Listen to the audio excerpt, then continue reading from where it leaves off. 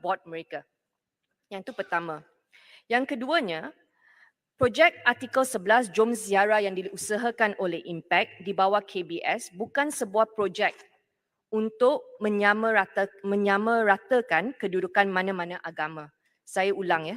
Projek ini bukan sebuah projek untuk menyamaratakan kedudukan mana-mana agama. Ia juga bukan projek yang berniat memberi gambaran bahawa semua agama itu mempunyai taraf yang sama sebagaimana anggapan dan dakwaan sesetengah pihak.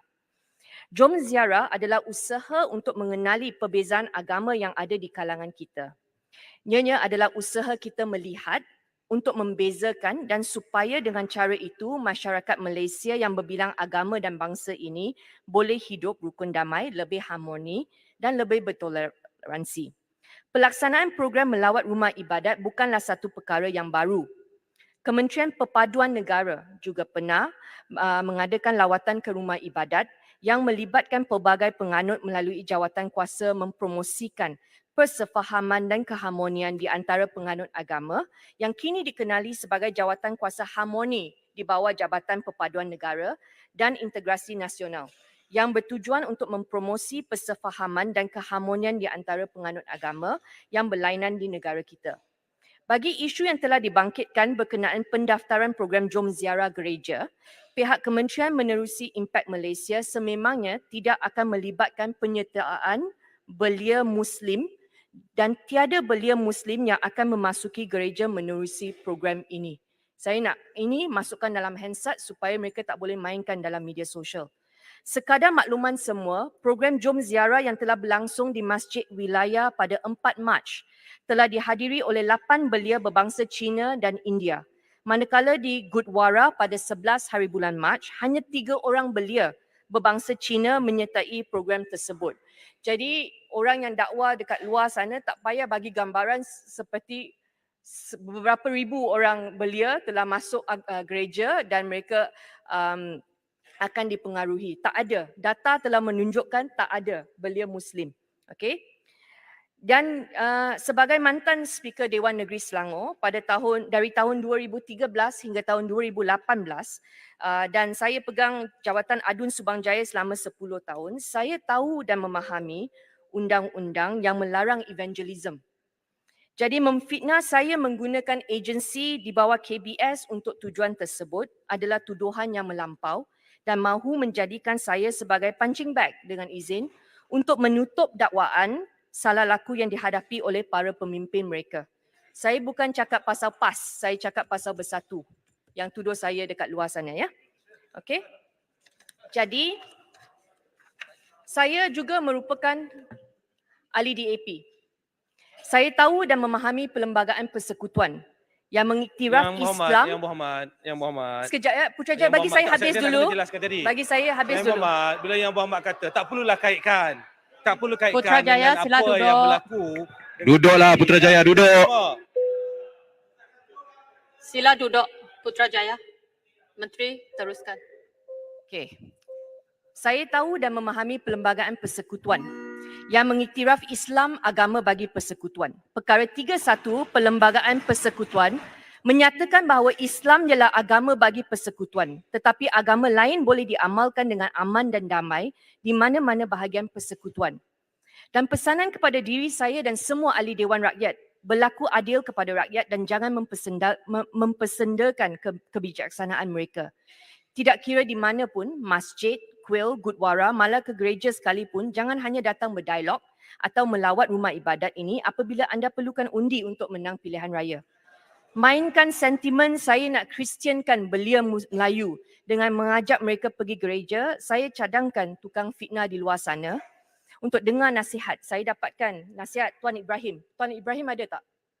Tuan Ibrahim, Ahli Parlimen PAS, Oktober 2, 2018, semasa Perikatan Nasional ya. Tuan Ibrahim sendiri kata, tidak salah orang Islam masuk kuil terima kalungan. Timbalan Presiden PAS, Datuk Tuan Ibrahim Tuan Man berkata, parti itu tidak mempertikaikan mana-mana orang Islam yang mahu ke rumah ibadat agama lain selagi tidak mengikuti upacara agama itu. Menurut Haraka Daily, beliau berkata Islam tidak mengharamkan penganutnya untuk memasuki rumah ibadat agama lain. Tuan Ibrahim menjadikan Saidina Umar Al-Khattab sebagai contoh yang diketahui pernah memasuki gereja di Palestin. Ini adalah apa yang dikatakan oleh Tuan Ibrahim. Yang menjadi kesalahan adalah memakai pakaian agama bukan Islam. Itu tidak dibolehkan dalam Islam.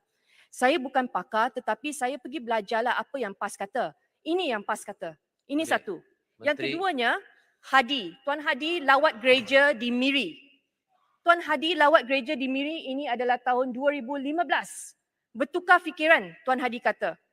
Kemudian, beliau juga berkata, perbincangan dua hala dan saling bertukar-tukar fikiran ini amat menarik dan ia bertujuan mengeratkan hubungan dalam masyarakat majmuk. Khususnya di Sarawak. Dan akhir sekali beliau kata Islam adalah agama perdamaian dan PAS sebagai sebuah parti yang terbuka mengambil pendekatan aman sejahtera dan mengamalkan politik matang. Jadi saya rasa yang paling penting sekarang dalam Perikatan Nasional, kalau nak serang, cek dulu latar belakang partner yang lain, apa sama ada mereka mempunyai pendirian yang sama atau tidak. Jangan kita kata belia tak boleh masuk gereja tapi ahli parlimen PAS kata tak salah masuk gereja. Jadi semua orang akan confuse. Tetapi saya nak jawab bagi semua ya. Semasa saya masuk KBS, saya telah meneliti agensi dan aktiviti pelbagai program untuk belia. Dalam KBS, mereka nak bangunkan belia, mereka ada banyak program. Program belia dalam pertanian, dalam keusahawanan, banyak.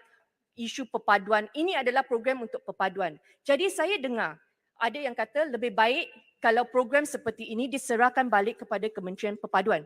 Saya juga tahu program seperti ini ada dilaksanakan oleh Kementerian Perpaduan. Jadi untuk mengelakkan perkara ini dimainkan kali kedua dalam tempat ini ataupun dalam media sosial, saya telah beritahu kepada semua agensi KBS bahawa kalau sudah wujud kementerian di luar sana yang mempunyai pengkhususan seperti Kementerian Keusahawanan, program itu kita jangan buat lagi. Kita bagi kepada Kementerian Keusahawanan. Kalau ada program pertanian, Kementerian Pertanian kita serahkan balik. Kalau ada Kementerian Perpaduan, program ini kita bagi kepada Kementerian Perpaduan. Kalau ada program agama, kita serah balik kepada Jabatan Agama. Mulai hari ini, semua program belia, kalau ada kementerian yang mempunyai pengkhususan, kita tidak akan sentuh. Kita bagi balik kepada mereka. Okey? Saya percaya itu sudah jelas. Seperti yang saya katakan, kalau ada sesiapa yang nak melihat artikel ini, yang saya dapat daripada media sosial juga, saya boleh bagi satu salinan. Dan bagi semua yang saya tidak sempat, saya akan bagi secara bertulis. Speaker bagi masa lebih daripada Menteri. yang berhormat menteri.